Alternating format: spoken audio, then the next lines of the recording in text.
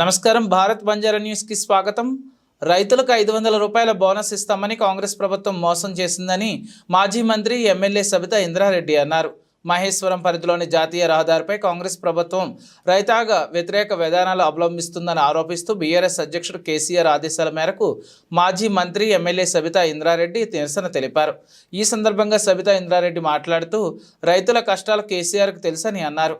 Congress party కేంద్రాల ధాన్యంపై 500 రూపాయల bonus ఇస్తామని చెప్పి 5 నెలలు అవుతున్నా రైతులకు ఇవ్వడం లేదని, రైతులకు మోసం చేస్తున్నారని ఆమె మండిపడ్డారు.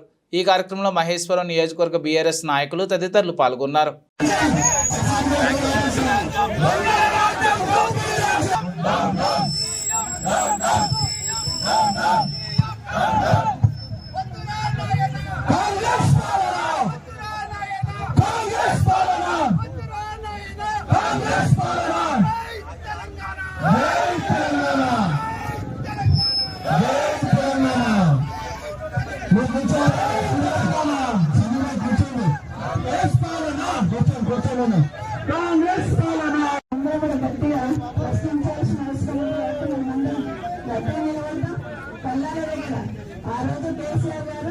కరోనా ఉన్నప్పుడు కళ్ళాల దగ్గర పోయి పంటలు కొనే సందర్భం మన రైతులందరికీ తెలుసు.